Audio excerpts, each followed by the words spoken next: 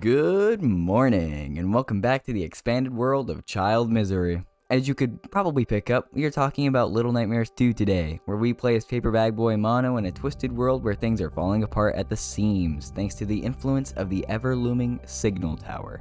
You, along with Mono's good pal 6 from the first game, have to make a mad dash to stop the Signal Tower before things grow worse. So we're obviously not going to do that, and instead, take it slow by finding out if you can beat Little Nightmares 2 without running.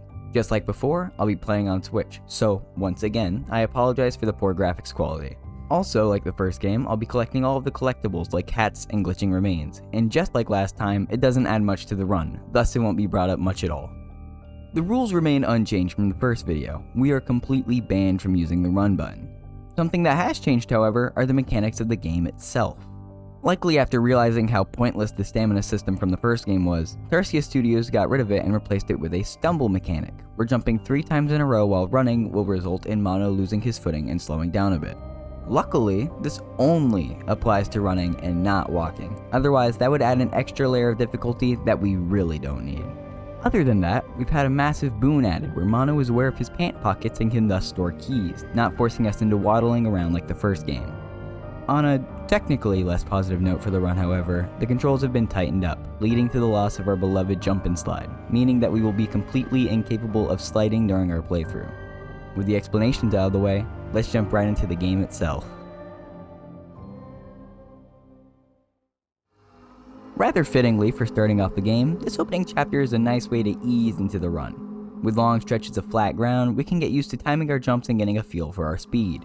The game, much like the first, puts the player into a running tutorial where we are attempting to flee from a rolling log. Although initially worrying, it quickly becomes evident that this large log poses little threat, as we're able to continually jump completely normally and outrun it. Next up on points of interest, we have the inhabitant of these woods, the hunter. This heavy-breathing, sack-wearing huntsman is unique when compared to other enemies due to his form of attack, a gun. This enables him to be a long-range threat, meaning that evasion takes precedence over raw speed, and as a result, his sections aren't much of a challenge. Following our first engagement with him, we come across a big issue: this gap. Normally, we would help 6 get to the other side and then we would make a running jump to grab her hands, but for obvious reasons, we can't do that.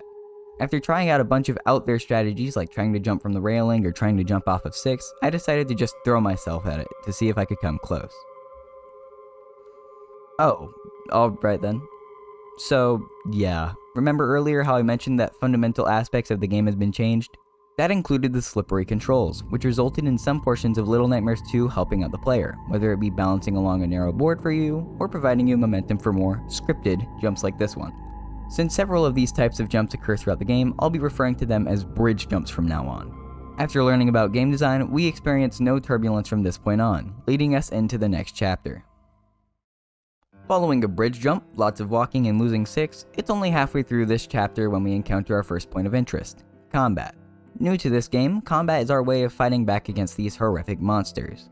The thing is though, combat is focused on arms, not legs. You can stand completely still in most combat situations and be completely fine as long as you can time your swings, meaning combat won't be talked about much. After meandering about the school and saving 6, we reach the climax of this chapter. In this set piece, we have to crank a lever while the teacher noisily plays music so that we can make our escape. This is fine, just another stealth section, but what makes it something to talk about is what follows: the chase scene. As we crawl through this vent, the teacher takes notice and clamors after us.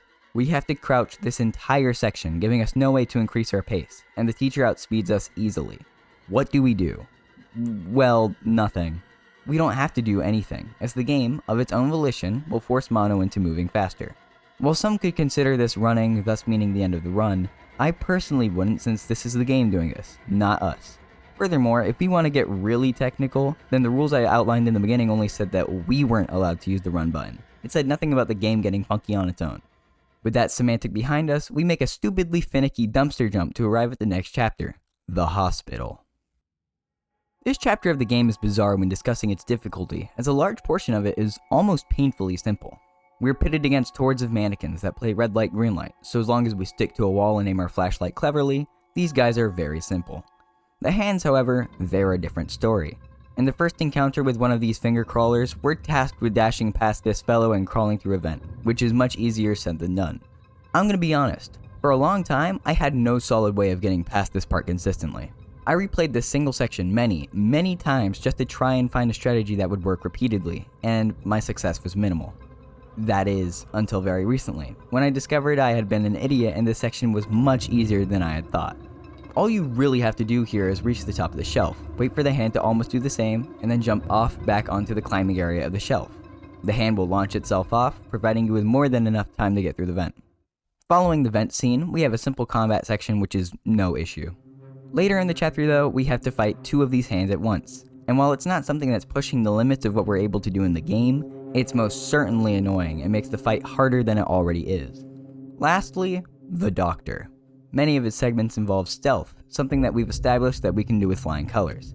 The final room though is a nightmare, and that's an understatement. It's a long, narrow hallway with no nooks or crannies to dive into for safety, and the Doctor is in constant pursuit. We also have to dodge many of these falling shelves that the Doctor knocks over in the escape, and in the final stretch we have to crouch walk underneath a series of beds which the Doctor crushes during our getaway. This entire sequence is super rough to deal with, but the killer is this little segment where we have to outrun 3 falling shelves, and it's simply too much. The shelves fall and crush Mana before we can successfully get to safety, and there are no workarounds here. Trust me, I've tried. You can't bait out the shelves and then turn back to jump on top of them because the Doctor will be awaiting your arrival, and even if you weren't, you still can't climb over them. You can't try to get the Doctor stuck somewhere because there's a checkpoint here that causes the shelves to always fall, regardless of where he is. The only potential way to get past this would be to try and surf 6, since when you enter a chase sequence, she stops following you and travels on her own set path. If we were able to have 6 push us along when she's running, we might be able to make it past the shelves, but doing that is far too precise on controller, and it's still super difficult to do on keyboard. That's also ignoring just how long we would have to keep that up, making it pretty much undoable, at least much too difficult for me to do. So, I hate to say it, but no, you can't beat Little Nightmares 2 without running. But we're not done, obviously.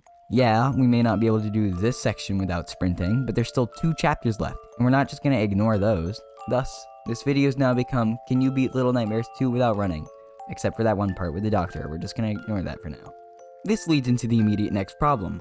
How do we count an instance of running? I pondered over this probably longer than I should have, because the answer I came up with is pretty simple. Little Nightmares operates on a checkpoint system, where throughout playing you hit checkpoints that you get sent back to if you die. Thus, I'd count a single instance of running as running during any point in a single checkpoint area.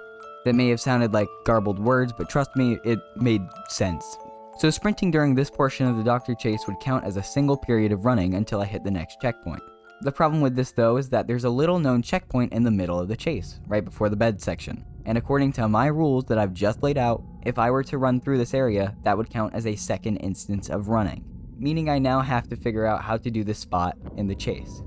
After messing around for a good bit, I found out that if you jump to the left and bait a grab from the Doctor, followed by walking at a very specific angle, you can just barely squeeze through the collapsing beds without getting squashed. After the beds, this short ending bit is pretty safe and hard to mess up. It's then required that you burn the Doctor alive for the torture that he put us through, and leave behind this truly nightmarish sequence and chapter. Following that frankly exhausting chapter ending, we get a bit of a break with the Pale City. Keyword being bit. After an annoyingly tight jump and some meandering, we face another big obstacle, the building collapse. Though short, we can't manage to move fast enough to avoid dying here, leaving no obvious way to do this. Similarly to the Doctor chase, 6 is our only potential source of speed.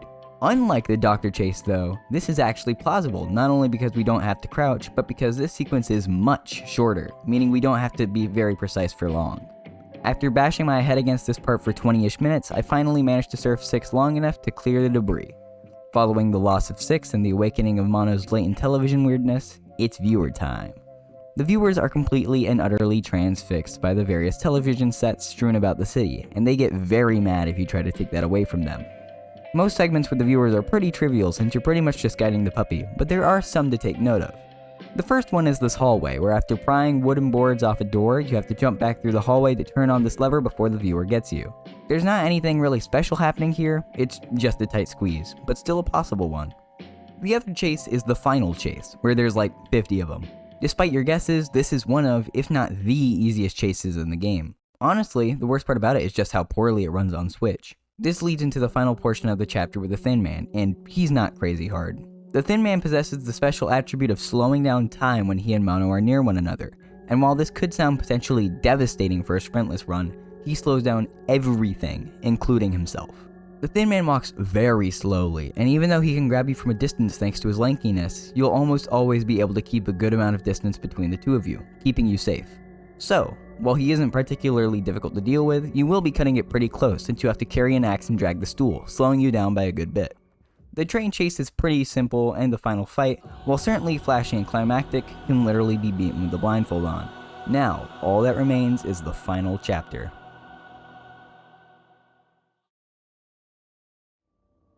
This chapter, despite its short length, is no slouch in the difficulty department. The first couple of puzzles are simple and not really worth talking about, which means that we're going to skip straight to the Monster 6 stuff, and monstrous she is. This very first chase alone is already one of the most difficult and precise portions of the run, requiring incredibly precise movement and what feels like luck when you reach the wall. Seriously, even after doing this for the challenge, the circumstances for dying here make no sense to me. Sometimes you can be crawling through the hole and still get killed, or sometimes you'll be hanging off the edge and manage to survive the slam. I just don't know. After getting through that, however, we're then faced with a series of short, big air quotes, battles against Monster 6, where we have to lure her away so that we can smash her music box. What makes this hard, however, is the fact that we have to carry an axe, which slows Mono down a lot.